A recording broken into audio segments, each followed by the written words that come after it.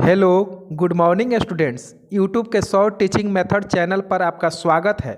जैसा कि हम लोग पिछले क्लास में फिजिक्स के यूनिट चैप्टर के थ्योरिक सेक्शन को कंप्लीट किया था, आज उसी चैप्टर से विगत कई वर्षों में एनसीवीटी, एससीवीटी बोर्ड के द्वारा पूछे गए महत्वपूर्ण प्रश्नों को देखेंगे जो बार बार एग्जाम में पूछे जाते हैं। पहला प्रश्न, एमकेएस पद्धति में भार का मात्रक होता है। Option number 1 pound, option number 2 ton, option number 3 kilogram, option number 4 gram. तो एमकेएस का मतलब होता है मीटर किलोग्राम सेकेंड। इसे मीट्रिक प्रणाली के नाम से जाना जाता है। और यहाँ पे पूछ रहा है कि भार का मात्रक क्या होता है, तो भार का मात्रक किलोग्राम होता है। अब अगला क्वेश्चन देखा जाए, एमकेएस प्रणाली में बल की इकाई क्या है। तो एमकेएस प्रणाली में बल की इकाई option number 1 dyne, option number 2 poundal, option number 3 newton, option number 4 kilogram. तो बल बराबर द्रव्यमान गुने त्वरण होता है, एफ बराबर एम ए, जहाँ पे एम का मात्रक किलोग्राम होता है और ए मीटर पर सेकेंड स्क्वायर होता है। तो हमारा सही आंसर न्यूटन होगा, ऑप्शन नंबर 3। अगले प्रश्न को देखा जाए, एमकेएस पद्धति में वजन का व्युत्पन्न मात्रक क्या है। ऑप्शन नंबर 1 पाउंड भार, ऑप्शन नंबर 2 1 किलोग्राम भार, ऑप्शन नंबर 3 1 ग्राम भार, ऑप्शन नंबर 4 1 पाउंड भार। तो इसका सही आंसर होगा 1 kilogram, option number 2।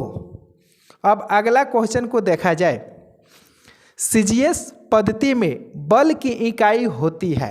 Option number 1 newton, option number 2 kilogram, option number 3 dyne, option number 4। तो सीजीएस का पूरा नाम सेंटीमीटर ग्राम सेकेंड होता है, जहाँ पे लंबाई को सेंटीमीटर से और भार को ग्राम से मापते हैं, समय को सेकेंड से। इसे फ्रेंच प्रणाली के नाम से भी जाना जाता है। तो सीजीएस पद्धति में बल की इकाई पूछ रहा है, तो इस ऑप्शन नंबर 3 डाइन आंसर होगा।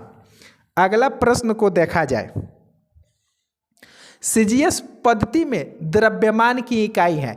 तो पिछले ही बताए हैं सेंटीमीटर ग्राम और सेकेंड, यहाँ पे पूछ रहा है द्रव्यमान का, तो द्रव्यमान का इकाई क्या हो जाएगा, ग्राम हो जाएगा।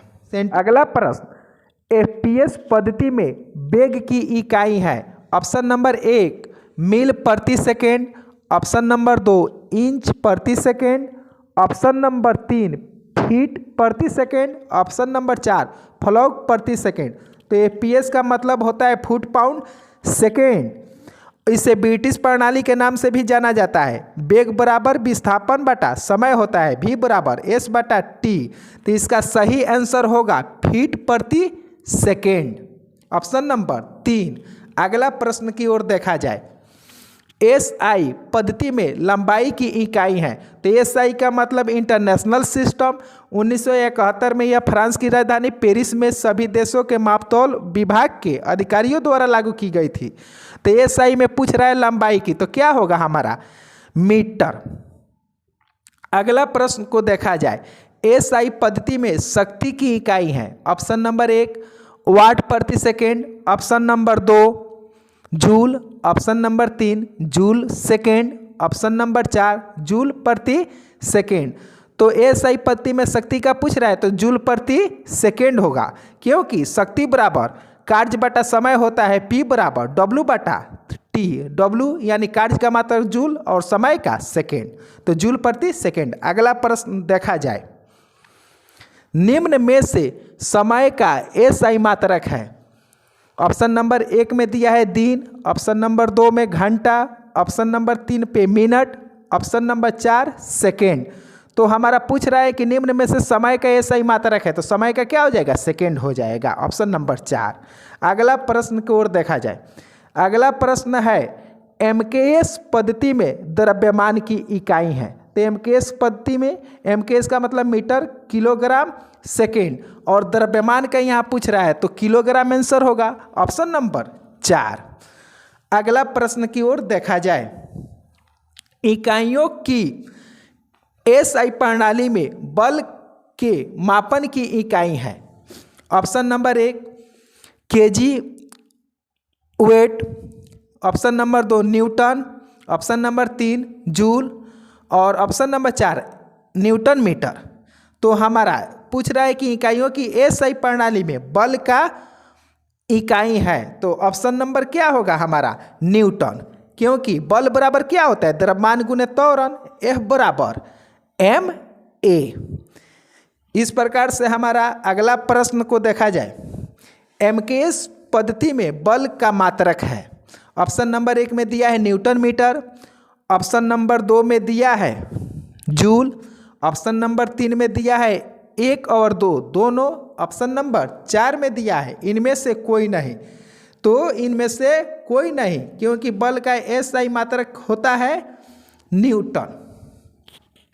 अब अगले प्रश्न को देखा जाए, निम्नलिखित में से कौन सी वेग की इकाई है। ऑप्शन नंबर 1 में मीटर सेकेंड, ऑप्शन नंबर 2 पे किलोमीटर सेकेंड, ऑप्शन नंबर 3 पर मीटर प्रति सेकेंड, ऑप्शन नंबर 4 पर किलोमीटर।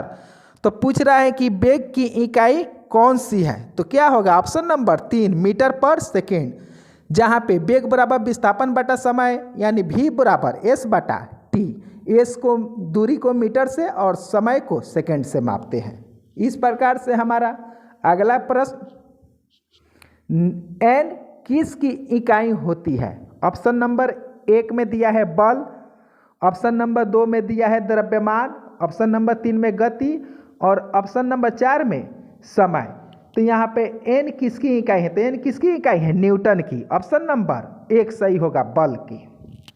इस प्रकार से हमारा अगला प्रश्न देखा जाए, केजी किसकी इकाई है। ऑप्शन नंबर 1 भार की, ऑप्शन नंबर 2 घनत्व की, ऑप्शन नंबर 3 प्रतिरोध की, ऑप्शन नंबर 4 द्रव्यमान। तो केजी किसकी इकाई है, तो ऑप्शन नंबर क्या हो जाएगा द्रव्यमान की, ऑप्शन नंबर 4। इस प्रकार से हमारा अगला प्रश्न, भार का मात्रक पाउंड किस पद्धति में आता है। तो भार का मात्रक पाउंड किस पद्धति में आता है, तो एफपीएस पद्धति में आता है। ऑप्शन नंबर क्या हो जाएगा 1 फुट पाउंड सेकेंड। इस प्रकार से हमारा अगला प्रश्न देखा जाए, एफपीएस पद्धति में लंबाई का मात्रक क्या होता है। तो एफपीएस पद्धति में लंबाई का मात्रक पूछ रहा है, तो एफपीएस का मतलब फुट पाउंड सेकेंड हुआ और यहाँ पे लंबाई का पूछ रहा है, तो क्या हो जाएगा फुट हो जाएगा, ऑप्शन नंबर 1 हो जाएगा।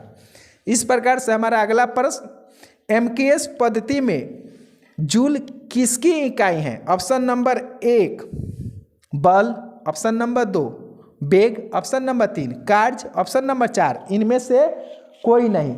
तो जूल किसकी इकाई है, ऑप्शन नंबर 3 कार्य की। अगला प्रश्न, 0.2 किलोग्राम बराबर होता है। ऑप्शन नंबर 1 200 ग्राम, ऑप्शन नंबर 2 20 ग्राम, ऑप्शन नंबर 3 2 ग्राम, ऑप्शन नंबर 4 उपरोक्त में से कोई नहीं।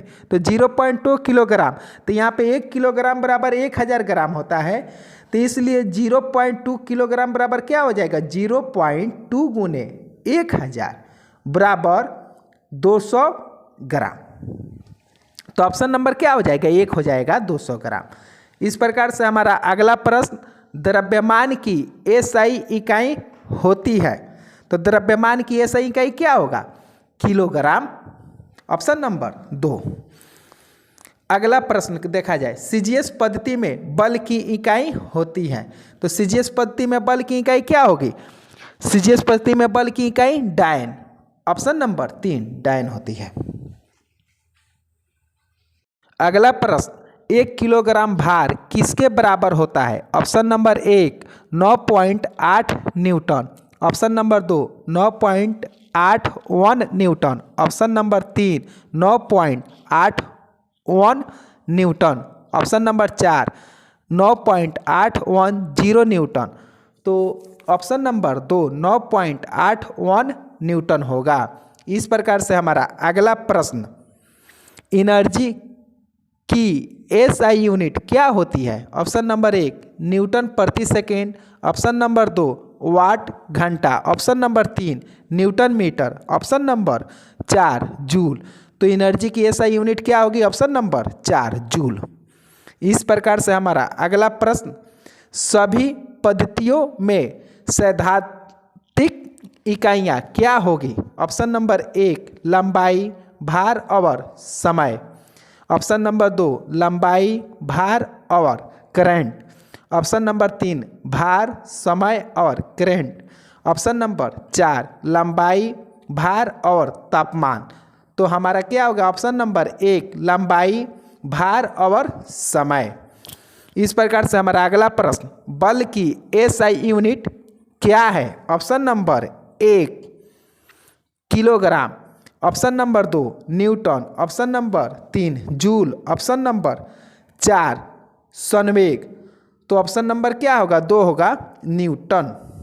इस प्रकार से हमारा अगला प्रश्न, सीजीएस सिस्टम में लंबाई की यूनिट क्या होगी? तो सीजीएस सिस्टम में option number 1 kilometre. Option number 2 centimetre. Option number 3 millimetre. Option number 4 metre. तो सीजीएस का मतलब क्या होता है? सेंटीमीटर ग्राम सेकेंड, और लंबाई का पूछ रहा है तो ऑप्शन नंबर 2 सेंटीमीटर। तो आज के लिए इतना ही, मिलते हैं अगले वीडियो में, तब तक के लिए जय हिंद।